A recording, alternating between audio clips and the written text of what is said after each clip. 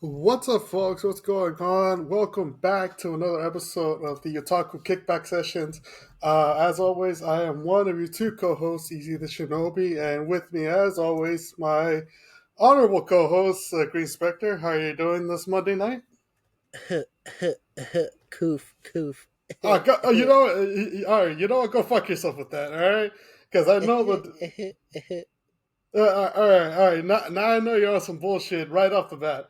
So a little bit of an inside. You gotta let me talk, you piece of shit. It's Sony. You're such a dick. So the reason Green Spectre is doing all these fucking coughing sounds is because he had to postpone. Yeah, let me talk, you douchebag. So the reason Green Spectre is doing all these coughing sounds is because we had to postpone this episode. I was supposed to air last week. We had to postpone it to this week. We had to postpone it to this week because unfortunately I had COVID. Um, I swear to God, I'm good. Next time I see you, I'm gonna take a swing at you, you dick. Oh no, he's gonna sneeze on me. Yeah, and then you're gonna end up fucking quarantined for like 2 weeks straight, douche. That's fine. I'll just go to a hospital and sneeze. No, don't do that. Why? See, I'll get a kill streak. Jesus Christ, the hell is wrong with you? I am bored and there's nothing interesting to do. What do you mean? We're recording the episode. Yes. Jesus fuck. Unfortunately, that is what happened. Basically, just spent the whole entirety of last week bedridden and sleeping. So we had to postpone up until tonight. But back in the saddle at it, ready to give it a go. Tested myself last night. No more COVID. So that's always a good sign. For Yeah, now. what do you? What, no, hell no. What the fuck you mean for now? Yes. Oh my god. God, I'm not gonna basically pass from COVID. I'm gonna pass from the aneurysm that you end up giving me. At least make a funny face when you do. Fuck you. Yeah, you know what? No, here's what I'm gonna do. If it happens, the day that it happens, where I end up passing from an aneurysm, I'm gonna make sure that I end up in purgatory so I could come back to Earth and haunt you and take you with me. You can't haunt me. I'm Christian. So what? I could haunt you. Haunting knows no bounds, my boy. Especially in motherfucking spooky season. But I will say this: in my slumber over the past week of trying to basically get better and all that stuff, I did. Okay, so I'm just gonna go on with it. What the fuck is going on in Game Freak? You mean Typhlosion being a diddler? Yeah, exactly that. So pretty much what happened recently was that there was a huge leak at Game Freak, which is a studio that makes the Pokemon games and all that, and a lot of obviously a lot of sensitive data and a lot of private information for the employees was leaked out, which is really, completely awful. And along with that was some game data for Pokemon Z through A, which it looks like, if I remember correctly reading it, it looks like they are close to being finished with it, at least for the English translation for it. So we'll see if we get an announcement soon for it. But the biggest thing, and the thing that a lot of people kept bringing up on like Twitter and stuff, was that Typhlosion apparently he's a diddler. Well, that was just the machine translated version. Apparently, when translating using Google, it misses a few of the characters and the kanji, and everything gets mistranslated. Hmm. With the help of three people on Twitter that officially translated what the leak was, apparently the little girl was mistranslated, and it's actually a adult woman. Hmm. But It's pretty much most of the same, but it's pretty much an allegory for the mythical creature, a yokai that goes by the name of Mujina, Hmm. which is a ship-shifting yokai that pretty much has not similar ties, but was, I guess you could say, an inspiration to the Hisuian Typhlosion. Okay, because there's two different types of typhlosion based on region, right? Yeah, because the Hisuian Typhlosion is a ghost fire type, Hmm. and usually ghosts are known to disguise themselves. Hmm. But it would actually make a lot more sense with the tie-in to the yokai and the Pokemon. Hmm. But yeah, it was just the whole allegations. Like, I'm not defending Typhlosion or anyone. In fact, this new news that came out recently actually kind of makes us sad because all of those memes are now retconned. Damn, and those are funny ass memes too. Oh yeah, It's actually pretty much saying the ones that like, oh, Typhlosion was seen at the Diddy party and whatnot, and then basically, oh, this like fucking him gaslighting a little girl into having his baby is like, bro, what the fuck is going on? How is this part of? At what point is this is this necessary information for Typhlosion's origins? Um, but yeah, it looks like it was at least from later information that came out, it was due to machine learning error, machine translation error that mistranslated pretty much what the original leaks were intended for. Um, but we also did get, and I know specifically you'll like this because you sent me a bunch of stuff on Discord about it. But it was revealed that Skyla is also Latina. yeah.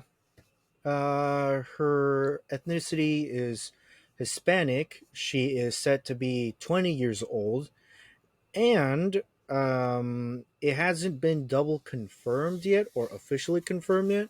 Mhm. But supposedly, Skyla, her design was inspired by a young Jennifer Lopez.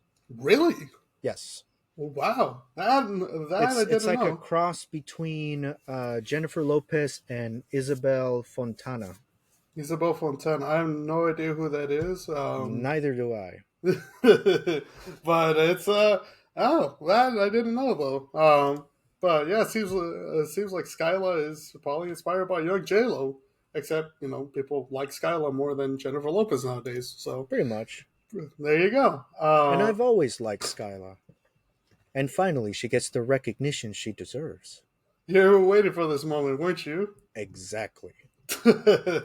I shall bask in the glory that is all of the artwork that will eventually come out. Basically the Twitter fan art already got to work, and there's like a lot of like Mexican Skyla and dancing Skyla stuff. So uh, yeah, we'll see some more coming out thanks to thanks to the link for Game Freak.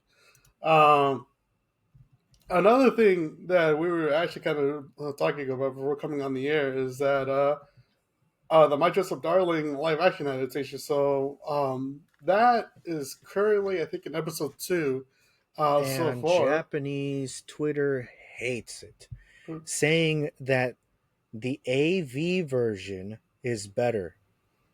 And If you don't know what AV version is, then good. But if it, you know, you know. exactly. And if you don't know, Google's always available. But one Just of the make reasons sure you why, have incognito on. exactly, make sure you have incognito mode on. Don't, and if you get caught, don't you didn't hear from us. But I know So I know it was due to at least some supposedly discrepancy, compared to like the anime and the manga and stuff, right? Yeah, there was like when it comes to anime fans, they're really good at nitpicking the small details. Hmm. And one of the small details is that in the live action, they used a newer, a more modern sewing machine.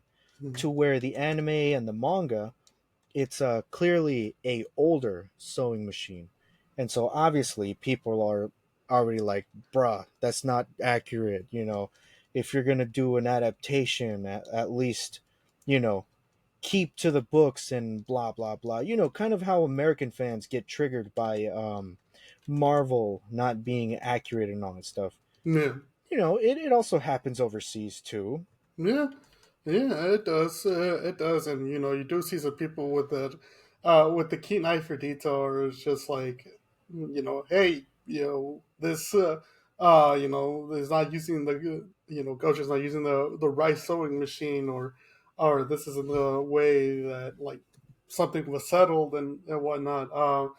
Personally, I haven't really heard more about the live action, mainly because I've mainly really just been keeping up with the manga and all that, because some good stuff has been going on there. Yeah, not only that, but also they had some stuff to say about the actress playing Marin. Mhm. They said that, and I'm quoting it here, she looks like a woman in her 30s trying too hard to be a 18-year-old at heart. Okay. Well, I mean, at least both of us, we can't really make a judgment on it, seeing as that we haven't actually taken a look at the live action. Um, but I mean, I guess if you're a fan of My Dress Up Darling and you've taken a look at the live action, you can make that call for yourself. But yeah, I mean, it does seem like there's a lot of just like there's passionate fans here that point out like inconsistencies and stuff between live action and comics. So, Yeah, because all of the commentaries that I'm reading so far, they're not blaming the actress or the actors. They're blaming the studio for not being accurate. hmm, And another thing that's quote here: just because you can make adaptations doesn't mean you should make them modern. yeah, yeah, that's such a good point to have, because I mean there are some. There are just some older works, and I'm not saying My Dress Up Darling, but older works in general that got adapted or modernized for this for the current age, and it's like, all right, it, I don't think a modern adaptation was needed for it. No, and what's funny is that the AV version came out in 2022. So it came out like a year after pretty much the anime ended, or Yeah, yeah, and while the live adaptation is like barely coming out as we speak, people because people were comparing it to the AV version, that got the whole I guess algorithm to start praising the AV version, which I guess caught the attention of one of the adult actress, Rika Amai. I think she's the one that portrayed Marin in the AV version. Yes, she is the one that portrayed. And there is a quote here by her as well. Let me see if I can find it first. AV actress Amia Rika thanks fans from My Dress Up Darling for making the Jav version go viral. God. And what's kind of odd about the official live action version of My Joseph Darling, is that I know that the manga author, she had a hand in helping to kind of set up and create and oversee the live action series. So unless it's one of those things where they kind of wanted to make some subtle changes for it. I mean, like I mentioned, for us, we haven't actually seen it, so we can't really say any criticism towards it, because we just haven't seen it yet. Yeah, Um, the criticism seems to go 50-50. Some people already critiquing it for its modern uses, and the other half saying it's too early to criticize it yet, as only two episodes, barely its second episode is released, yeah, and so they don't want to just suddenly jump the gun and be like, "Oh, this thing sucks" and all that stuff Yeah. when they've only technically seen 2 episodes. No, yeah, and it Yeah, because the seems rule is 3 to 5 episodes, and then afterwards you can critique it. yeah, exactly. And it does add for like all these criticisms. It does seem like it's fairly small. I understand, the sewing machine kind of obviously it's an important piece to Gojo's character as well. But if in the long run, it really does. Considering what happens in the rest of the story, it does kind of seem like a little small to heavily criticize and stuff. But I mean that, and again, it's barely 2 episodes in, so we just gotta wait and see at that point. Do you want to talk about the flood? I was getting to that. Thank you. I mean, you had a whole week to kind of think about it, you know? Yeah, but I was in the middle of, basically trying to make sure my chest cavity didn't cave in due to fucking coughing a lot. Sounds like a skill But issue. what do you mean it's a skill issue? How did you get a skill issue from COVID? I was sick with COVID and I was still out and about and doing stuff. Which you shouldn't be doing. Exactly, but I was safe about it. I Uh, wore 2 masks.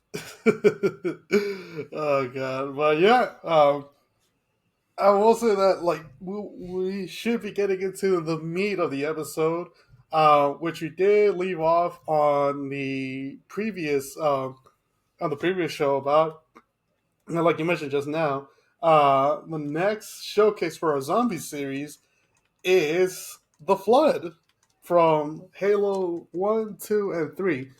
Now, I was actually waiting a good while to talk about the flood, and especially since the lore. So I'll say this: the way the flood was introduced in Halo One and the 343 Guilty Spark mission, that was actually, as anybody who's fans of the series who like first played it and stuff, that that took us by surprise the first time we played it, and it's actually a fairly creepy reveal. And the flood in general is pretty frightening, in basically the Halo video games. But over like the last week or so, I've been watching more lore to get prepared for it, and I'll say this: these motherfuckers. Once you learn more information and once you learn more backstory and essentially how the flood functions, are about 10 to 100 times more terrifying than we originally see in the video games. And in order to kind of delve into it, um, we actually do have to go back quite some time within the timeline of the flood, or of the Halo series, which is essentially kind of a few million years back before the events of Halo Reach and Halo 1 and Yeah, all because that. if I recall, wasn't the flood created to be like a weapon by some ancient species No, no, like no. millions of years ago? No, so here's the thing. Um, so when you delve into it and all that, essentially what the how the flow was created is essentially kind of a whole. It's kind of fascinating in itself. So pretty much how it starts off with essentially the precursors, which in basic terms are they're essentially the god beings of the Halo universe, are responsible with creation, not for the Halo rings; those were the Forerunners later on.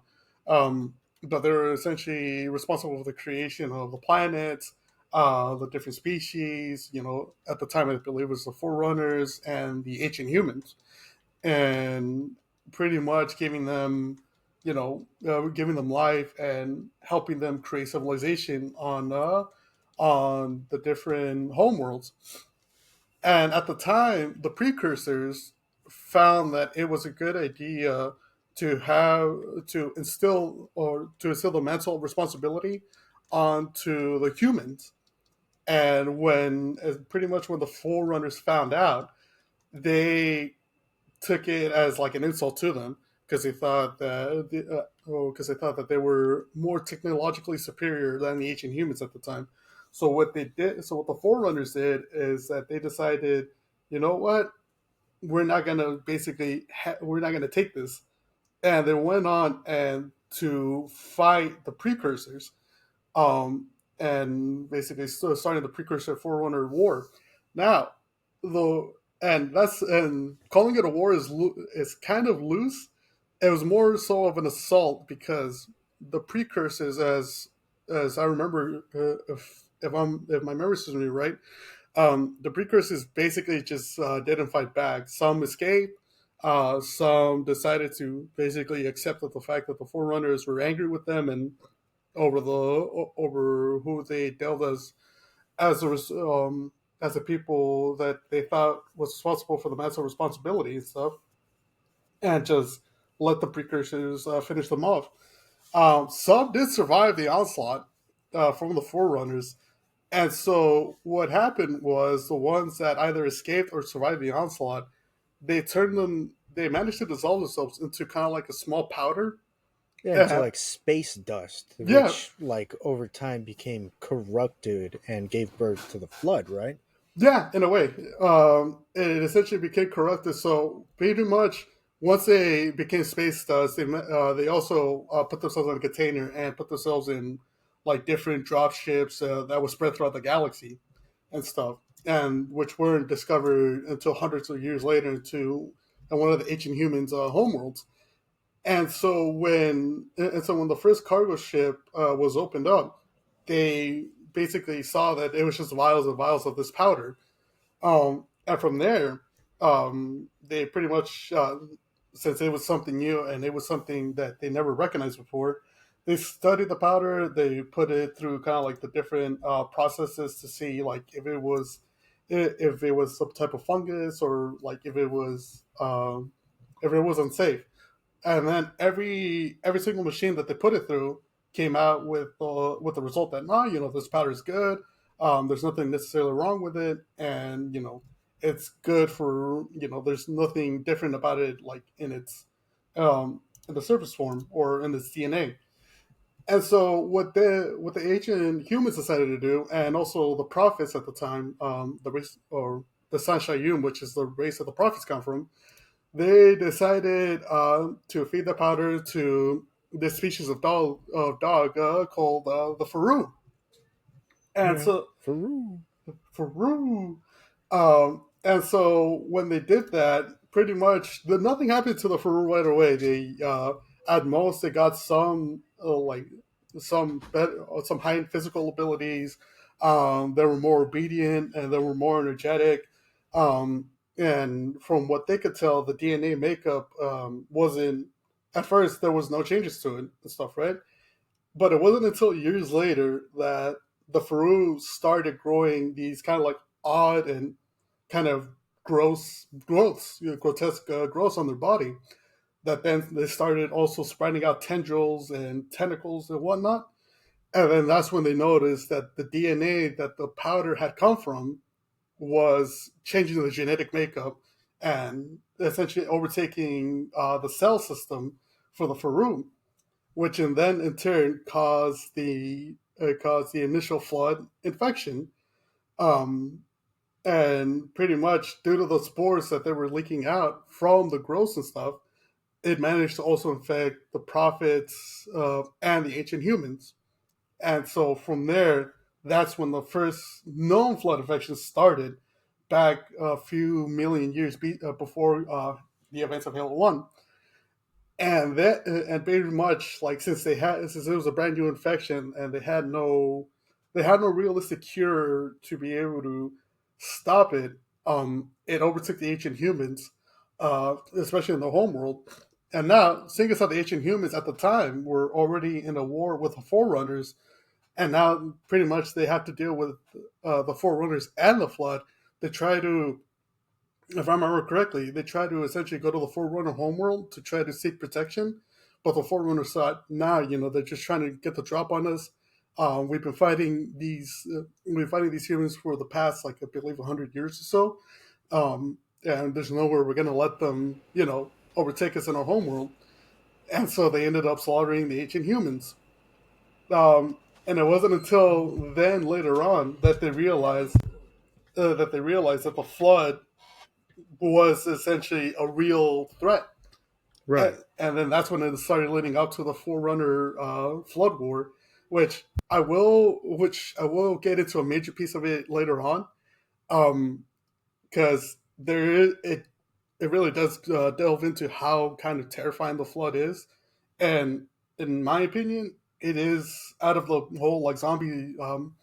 I guess the different zombie types and species that we're covering for this series. I I'm willing to put some money, or not put some money, but I'm willing to bet that this is the most dangerous zombie species that we can encounter.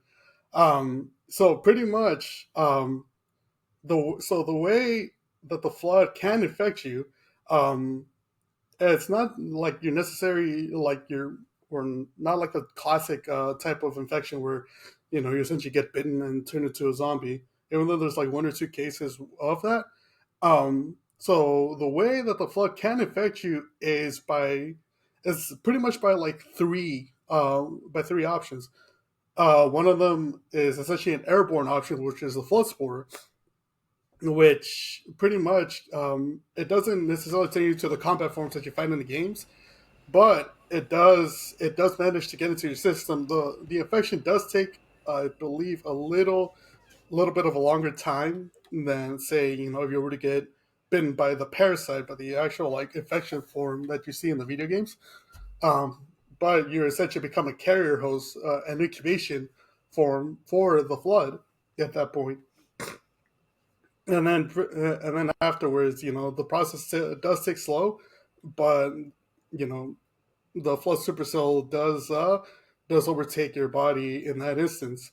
And then the second infection form it's the one that we commonly known, which is basically the parasite, the little 3 foot infection form that you see in the video games. I'll say this: so when you get more in depth into reading about how this thing works, it is it is fucking terrifying. So pretty much, like say you're fighting it with in full on military gear, right? Yeah. What it does, it latches onto you. The first thing it does is start stripping away at basically any armor that you have on or any kind of like protection that you have on, and it starts kind of burrowing into your chest, and then it latches onto your spinal cord, and this is all in the process of seconds, not like minutes or anything. It's just a process of seconds. So you're saying the flood knows how to give back shots? Jesus fucking Christ! God, you're on one today, aren't you? Yeah, what you mean? Yeah, you have a zombified species that knows how to literally blow your back out. that's not that's not how that works, you dick. That's how it sounded. Oh my god. But yeah, anyway, it launches onto your spinal cord, right? And then it starts secreting the flood supercell, which in a matter of seconds it does overtake kind of like your blood cell count and becomes the dominant cell in your body system. And not just that. So essentially what the infection does, it changes your DNA makeup in order to kind of support the flood infection. Plus, it looks for anything that it needs in order to kind of be able to be used for combat. So, say for example, like it keeps your right arm regular and stuff, right? In order to handle the weapon, Right. it changes. If it feels like it needs, like, oh, I need to grow out like a tentacle or a tendril, or like kind of like a club type of thing to be able to kind of continue to fight, it starts meshing and crushing and melding your left arm to in order to better fit whatever combat needs it has. And So so, it's constantly adapting itself to whatever situation it is in order to be combat ready, yeah, pretty much. And for not really to kill but to survive.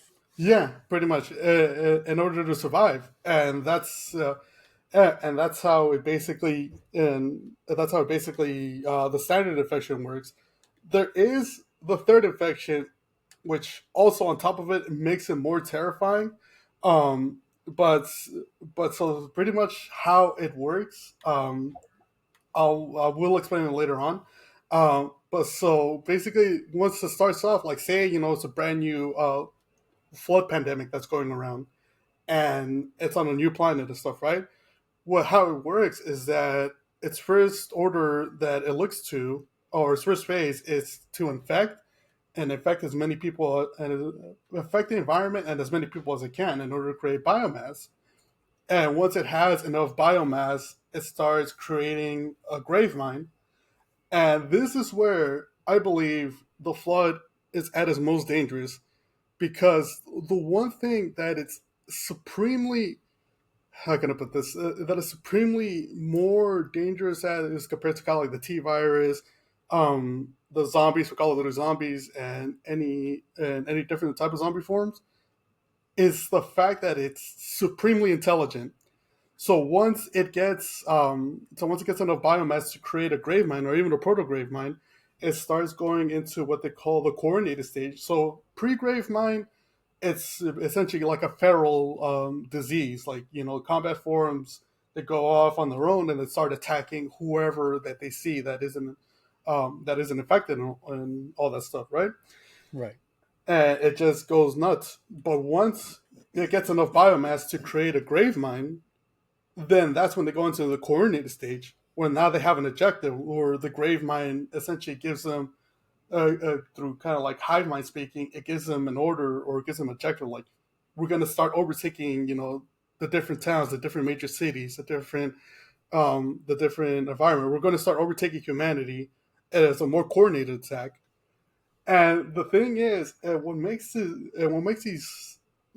this parasite so damn terrifying is that it can retain any information that the infected host, the host that it infects, has. So, say for example, like you're a truck driver, you know how to drive a specific type of truck, and you Right. know all the information, in and out of it, and all that. So, say that you get infected by the flood and all that, and within seconds, that information gets, if it's necessary, it gets transmitted to the grave mine, and from there, the grave mine transmits it out to the rest of the flood, especially the combat forms, in order to kind of make sure that that they have all the information that they need. And so, pretty much, that's how the basically the flood knows how to fight.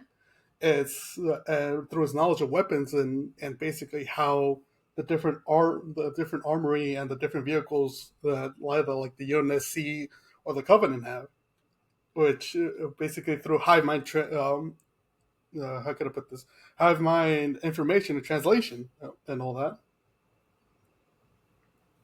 Interesting. Yeah. So within seconds, every hive mind knows how to do what special skills you can do. Yeah, pretty much. Like it knows how basically the type of, and not just that, it knows the type of training you know. It knows essentially your biological information as well as your genetic information and your family history, and it just essentially just corrupts you and takes everything that you know, that you've trained in, and that you remember, and then just transmits it out to the grave mine.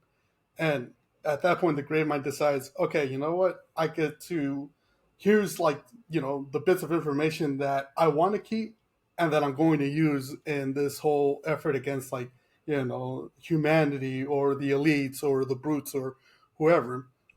And so, pretty much from there, we go into the third type of infection, and this is where this is basically where the flood really separates themselves. It's a third type of infection called the logic plague. So pretty much how it goes, it's not necessarily a physical type of infection, kind of like how the infection forms go and they burrow into you. This is more of a psychological infection where the grave mind pretty much tries to manipulate you and and deceive you, and pretty much essentially he tries to mind break you and make you kind of just lose all hope that you have and break your spirit. um and the craziest part about this is that it's not necessarily just for humans or for physical beings as well. Um, because there is a story, and it's a well-known story as well in like within the Halo fandom. If you go into the lore and stuff, there is a story during the Forerunner Flood War where pretty much the Forerunners they had captured one of the earlier grave mines called the Primordial, Right. and he was essentially one of the corrupted precursors and stuff. So the story goes is that the Forerunners they had this ultra powerful AI that they created called Mendicant Bias, and they let and what was important was important about Mendicant Bias or what was special about Mendicant was the fact that they had developed them so advanced and so technologically powerful and sound that he was in charge of essentially the whole Forerunner Navy and Armada. And so, using his logic and all that, they sent him out to the Primordial to interrogate him because they had recently captured him, and they wanted more information about how to defeat the Flood, how to pretty much get an advantage over him, and all that. And they sent Mendicant in order to interrogate him to get that information out of him. For an interrogation that lasted 43 years, which Yikes. was just a primordial. Yeah, I know, right? And imagine fucking like interrogations nowadays that last at most like probably like a week or so. Imagine 43 years talking to essentially a zombie god thing. Um, and so they spent 40 every day of 43 years talking, interrogating, and pretty much what the primordial did. He didn't lie. He didn't essentially make up anything like we're innocent and all this. What he pretty much what he did, he told Mendicant the whole truth about how the flood started, how they were once precursors, and how they were attacked by the Forerunners, and how essentially explaining why they thought that the flood was the next evolution in humanity and basically in species. And basically, at the end of those 43 years, and at the end of the whole interrogation and all that, and the primordial talking to Medic Bias, it managed to it managed to essentially convince Mendicant to turn on the Forerunners and give the whole Forerunner Navy Air Armada over to the Flood, simply because the primordial told him what he thought was the truth. And that is the main example of the logic plague. The logic plague isn't really like a simple infection. It's more so an infection of the mind, of influence. And pretty much from there, like the Forerunner Flood War started to be turned into the favor of the Flood, and which in the end the Forerunners ended up creating the Halo rings, in order to, as kind of like a last ditch resort to be able to beat the Flood. And at the same time, too, they created another UI called offensive bias to um, as a way to kind of combat against Mendicant. But that's a story for another day. I do highly encourage anybody who's listening to go out and seek essentially the like any videos that you can about the Forerunner Flood War, because it is a good watch. It is super interesting. I can't do it justice. Um, it's just I highly encourage you. I highly encourage you because it's super interesting. Aren't Um, there a couple books out there on specifically the flood? yes, there's a couple books out there. There's Halo the Flood. I'm trying to think. No, Fall of Reach doesn't have anything on the flood. This is basically kind of contained on the flood. Doesn't But Infinite have a few things on the flood? no, unfortunately, and that is kind of the one thing that I am, because the 343 games don't really have that much on the flood. There is something on Halo 4 regarding it. You played Halo 4, right? Yeah, a bit. Yeah, and you remember the main villain from the Didac, right?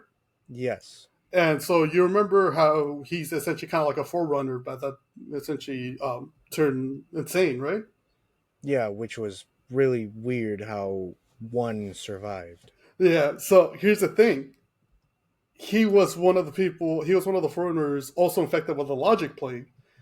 And in his own words, there is, I'm blanking out on the name of it, but there is a Halo novel that goes more into how the didact turned into, essentially went off the deep end. Um, Pretty much. So before the interrogation of Mendicant Bias and all that stuff, there was another interrogation done by the Forerunners that was done like a few hundred years prior to that by the Primordial, and it was the same thing. And the Primordial pretty much also told the Forerunners that were interrogating him at the time the same things that he told Mendicant, which is kind of like the origins of a flood, um, his reasoning for basically attacking the Forerunners and all that. Every bit of information and every part of manipulation that he could give, he told the Forerunners that were interrogating him. I think that interrogation lasted about 100 years or so. By the end of those 100 years, those Forerunners that were interrogating him, they couldn't essentially handle what the information that they were told by the Primordial to the point where a majority of them killed themselves. They committed suicide because they had gone mad. Mm. And so the It kind of didact. reminds me. It kind of reminds me. Not to cut you off. Oh It yeah, go kind of ahead. reminds me of a few SCPs Mm-hmm. where I think it's like forbidden knowledge or something like that. And if Yeah. someone were to read or find forbidden knowledge, the knowledge itself is a what's known as a cognito hazard, Mm-hmm.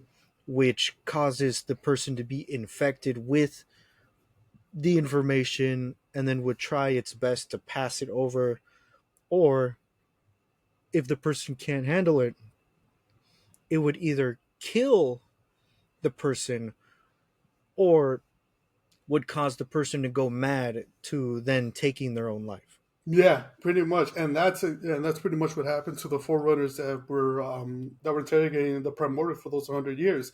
And the reason why the Didact still survived is that I believe he had left um, a good like year or so before the interrogation was finished, mainly because he himself couldn't take it anymore.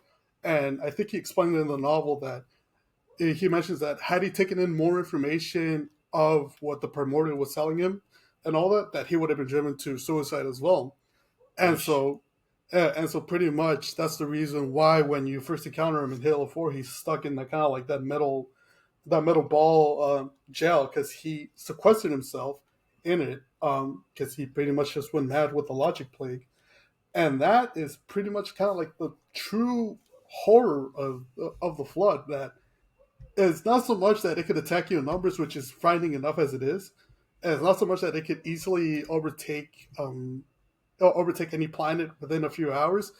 Uh, like even just the spore, because remember in Halo 3, when the elite captain Halfjaw was basically telling Lord Hood, a single flood spore can overtake a planet within hours. Um, and that's from what we know and from the different type of information that we have on the flood, that's more than accurate. It's more so the fact that it's highly intelligent.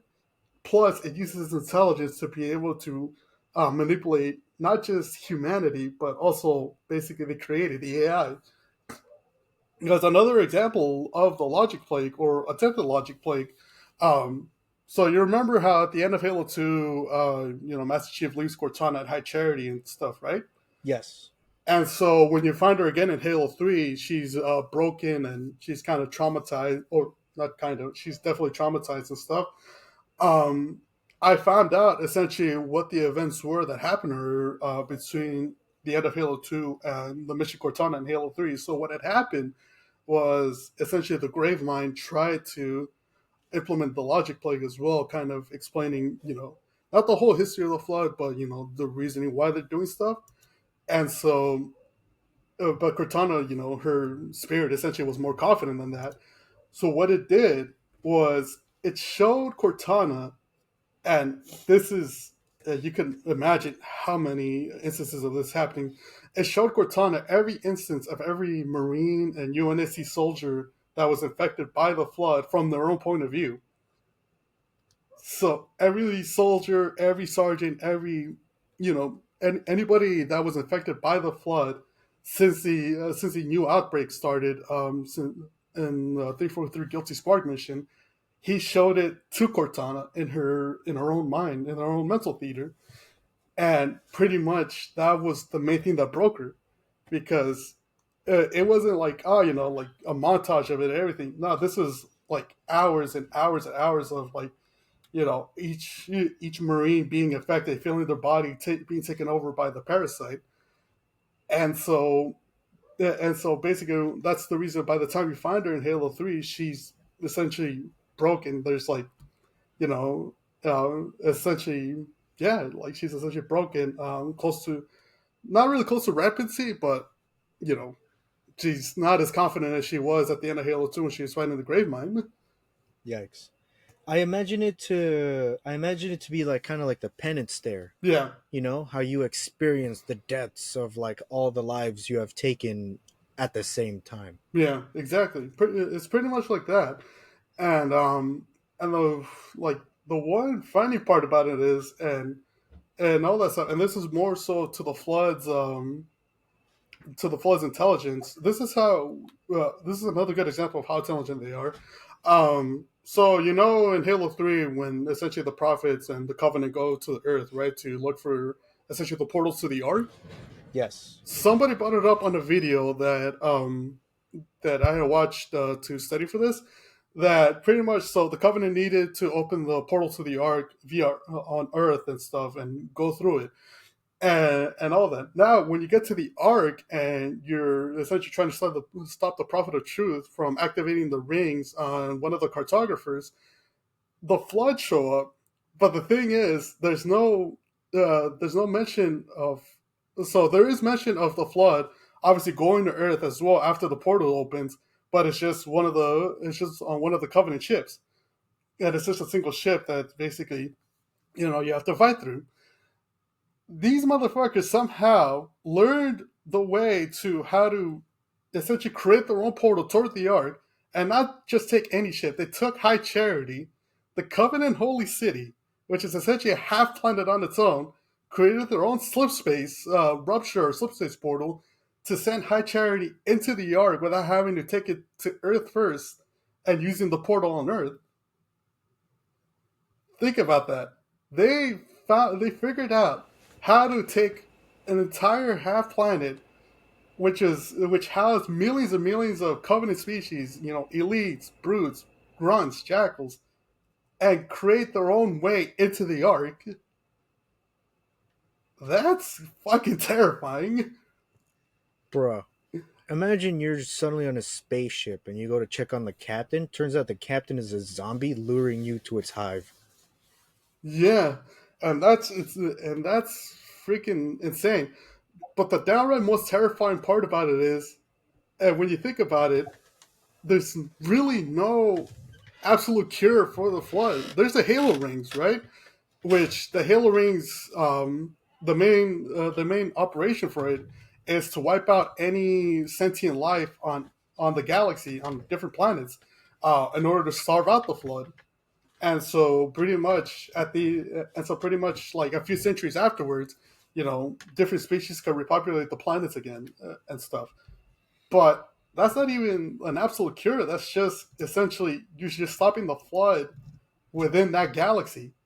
But if this parasite knows, if this infection knows how to essentially go into different galaxies and infect and and overtake a bunch of planets and make the planet's environment adapt to their own, essentially, like essentially to their own biology and stuff.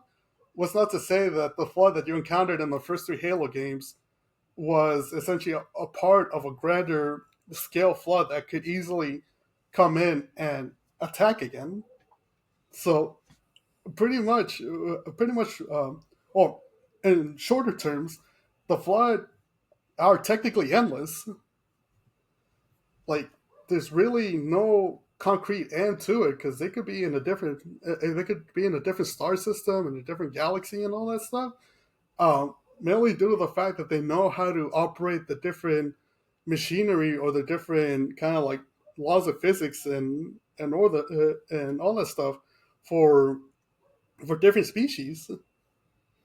didn't they also adapt to having their own like spore pods explode whenever there's like species next to it so that they instantly get infected as well? Yeah, and pretty Or much is it like exploding growth pods? it's pretty much too. They have the exploding growth pods that you can see. It's these kind of like little nests that you can see in the kind of like whenever you go through like the High Charity or through the Covenant ship in Halo 3. That if you essentially crack one open, a whole nest of infection species come out. I'd There, I'd rather step on a landmine than to have a growth pod explode on me. Because at God, least a landmine would be fast. yeah, at least the lineman will kill you. But that's the thing too is pretty much like if you're not alive during the infection, it can still infect you while you're dead. So at that point, your corpse is pretty much still um, back on its feet and trying to overtake you. Except you, it's a picture that this time your corpse knows how to use an AK-47 right off the bat.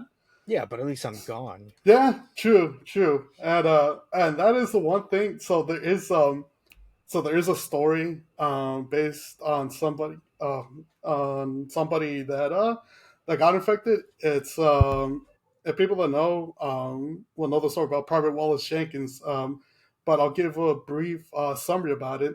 So essentially, this takes place during the 343 Guilty Spark mission, and Private Wallace Jenkins, he's essentially the soldier that you pick up his abandoned helmet from to look over the video footage to see what happened to Sergeant Johnson and Captain Keyes and all that. Um, and so what happened to him was that he got infected and he got one of the infection forms wrapped around his neck and stuff. But the thing is that specific infection, like little bastard, I guess it had been there. I guess it had been in the containment for about like several hundred thousands of years now. That it was essentially old. It was weakened. So what happened to Jenkins was that he was infected, but only about 80% of the way, 85% of the way. So he could still wrestle away his body away from the flood and his consciousness, but but in turn he could still feel every excruciating change, every excruciating painful change that his body went through when taking the combat form. And so, from what I remember, is that he went through the different. He went through a lot to try to essentially get himself killed. He tried to jump off like this huge balcony within the base, but thanks to the combat form, nothing really happened. He tried to kill himself, but then essentially the flood overtook his body. This is one of the instances where the flood overtook his body and knocked the shotgun away from him. It wasn't until he got to Alpha Base. He managed to get to Alpha Base within the first Halo ring, where I think the ODSTs that were on station shot him and gave him a mercy death. But yeah, no, just picture that. Essentially, if you get an infection form that is either weakened or too old to fully infect you, it's like you can still maybe wrestle your body back from it, but it's not going to end well. At that point, death seems like the more favorable option because it's just too painful to live. No, yeah, at that point, if I'm like half infected, just put me out of my misery. Yeah, no, yeah, and that's, oh boy, that's really no way to live. And yeah, that's man, the more you delve into it, and I'll be honest, I'm like I'm a huge Halo fan. I'm biased towards the games and stuff. And I never really delved into flood lore up until like more recent years and more especially leading up to this episode. And once you have all this information like in the background, once you have all this lore in the background as to how truly dangerous and destructive the flood can be, it does make them like 100 times more terrifying when you actually play them in the games. Because just to know that a little flood spore is capable enough to cause essentially a worldwide infection and devastation, bro, that shit is man, that shit takes you for a fucking ride at the end. Tuh. Yeah, and yeah, but yeah, that is as a showcase for the flood. I do want to mention that in case you guys want to delve more into more detailed lore, this is kind of more shortened due to time constrictions. I highly encourage you to do so. Checking out kind of like YouTubers like Hidden Xperia, who's a fantastic YouTube Halo YouTuber and stuff. The you know it's I do recommend checking it out, and especially because there is not just a flood either. There is a lot of lore on Halo that does make the game series that more kind of darker. There's lore about the brutes, and that I won't delve into, but I highly encourage anybody that's listening to check it out because these motherfuckers are some sick bastards.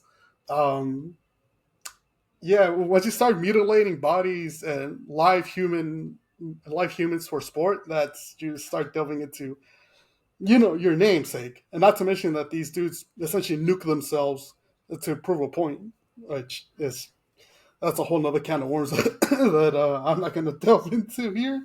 Um, but yeah, that was a showcase on the flood. And like I mentioned, if you want to delve more into it, I highly encourage you. You won't regret reading more about like flood lore or biology or any of it because it is as far as horrifying as it is truly fascinating. And and plus we wanted to also bring this up as well. We originally had this schedule. We originally had this third week scheduled for the flood instead of having it in the second week. But seeing as how the new Halo Studio announcement came out and the Unreal Engine biome screenshots came out, and the flood biome looks truly good. Uh, Really horrifying in that sense. If you haven't seen the screenshots, I do recommend to check them out. I'm looking forward to it. I'm looking for, again because I am a Halo fan, so I am particularly biased towards it. I am looking forward to see what they do, and so hopefully, we could get the game back on track. Um, so for now, there won't due to time constraints. There won't be any manga recommendations. I will say, do look forward to the next episode in the Zombie Showcase series. We won't delve into. We'll give a small teaser of what it is. Um, it has to do with a video game, with an upcoming video game that we recently spoke about. I believe like 2 3 episodes ago. Yeah. So be on the lookout for that. Especially since you know more about it than I do, and I'm like, I know I'm playing. I left off on the game a bit, but I got to get back into it. But from what it sounds very interesting. But yeah, look forward to it. Yeah, any final thoughts, man? No, No. you pretty much already explained most of the questions I had. Cool. Alrighty, guess it's good time as any to wrap it up. Thanks again, guys, for joining us on this Monday night.